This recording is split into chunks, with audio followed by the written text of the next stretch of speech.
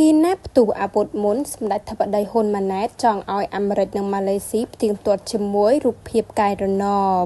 តាមរយៈការសន្ទនាតាមទូរស័ព្ទជាមួយលោកដូណាល់ត្រាំប្រធានាធិបតីអាមេរិកនិងលោកអ៊ីនវ៉ាអ៊ីប្រាហ៊ីមនាយករដ្ឋមន្ត្រីម៉ាឡេស៊ីសម្ដេចធិបតីហ៊ុនម៉ាណែត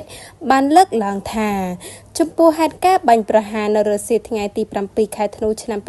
2025ដែលបានបណ្ដាលឲ្យមានការផ្ទុះអាវុធសារជាថ្មីរវាងប្រទេសទាំងពីរសម្ដេចបានផ្ដល់យោបល់ថាកងទ័ពឬស្ថាប័នជំនាញរបស់សហរដ្ឋអាមេរិកនិងប្រទេសម៉ាឡេស៊ីអាចប្រើសមត្ថភាពប្រមូលព័ត៌មានរបស់ពួកគេ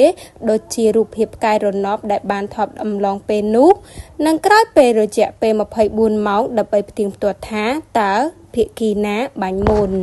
សម្ដេចធិបតីបានបញ្ជាក់ថាវិធីសាស្ត្រនេះអាចជាវិធីសាស្ត្រងាយស្រួលនិងមានតម្លាភាពបំផុតក្នុងការផ្ទៀងផ្ទាត់ហេតុការណ៍នេះកម្ពុជាត្រៀមខ្លួនសហការក្នុងករណីតាមតម្រូវការ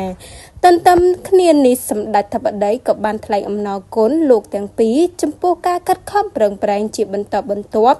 សម្រេចឲ្យបាននូវសន្តិភាពយូរអង្វែងរវាងកម្ពុជានិងថៃកម្ពុជាតែងប្រកាន់ភ្ជាប់នូវគោលចំហក្នុងការស្វែងរកដំណោះស្រាយជម្លោះដោយសន្តិវិធីស្របតាមស្មារតីនៃសេចក្តីថ្លែងការណ៍រួមទីក្រុងកូឡាឡាំពួរ